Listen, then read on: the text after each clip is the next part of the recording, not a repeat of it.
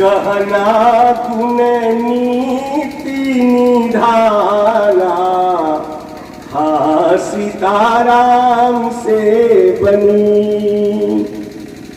सबसे पहला तो छोटी बच्ची से लेकर के बूढ़ी माताएं तक पहनती हैं, उसका नाम चूड़ी है। चूड़ी क्या संदेश देता है? आज तक वृद्धावस्था आ गई पर आपने कभी विचार नहीं किया कि चूड़ी क्या संकेत कर रहा है, क्या संदेश दे रहा है? बारीकी से सुनिएगा।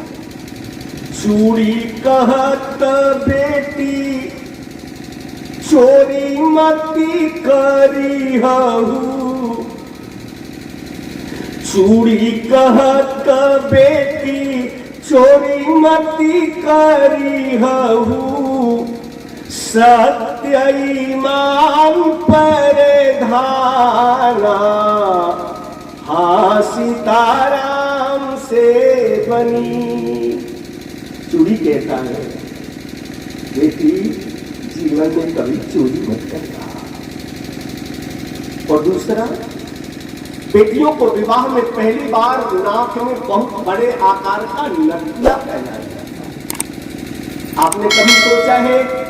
हम तो यही जानते हैं नथिया सुंदर लगने के लिए पहनाया जाता है, लेकिन महापुरुषों का प्रत्येक गहना पर जरा चिंतन तो देखिए और शब्द को देखिए। प्रत्येक गहना का शब्द में ही उत्तर है, शब्द में ही संकेत है, शब्द में ही संदेश है।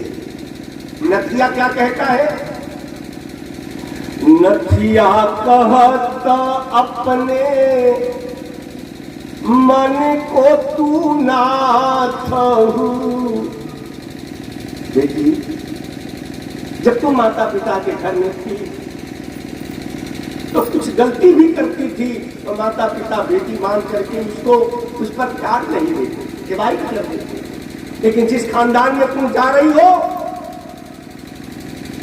जिस खानदान में तुम जा रही हो, उस खानदान में न जाने कैसे सास मिलेंगी, कैसे ससुर मिलेंगे, ये मालूम नहीं है।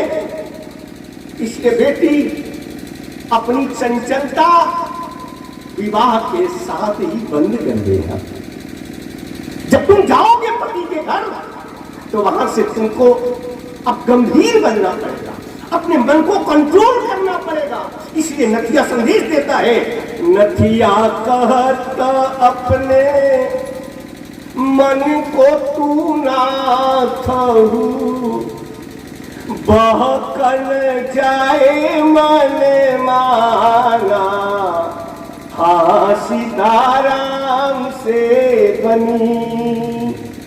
नथिया संकेत करता है मोटरसाइकिल में खूब स्पीड हो, लेकिन उसमें यदि ब्रेक न हो तो कोई जरूरी है नरसिंहपुर से जमनिया आप सकुशल पहुंच जाएंगे? असली कहत अपने पति संगे हंसी बोलू, हंसुली कहत अपने पति संगे हंसी बोलू, पर पति संग दुख नाना, हाँ सीताराम से बनी। ये हंसुली का संकेत है कि जीवन में पत्नी के जीवन का जो भी श्रृंगार होता है विवाह पद्धति में आया। पत्नी के जीवन का जो भी श्रृंगार होता है वो पति की प्रसन्नता के लिए होता है। इसलिए उस श्रृंगार का एक अंग है हंसुली। जब भी जीवन में अवसर मिले तो अवसर पाई वचन एक कहे, वही पत्नी जीवन में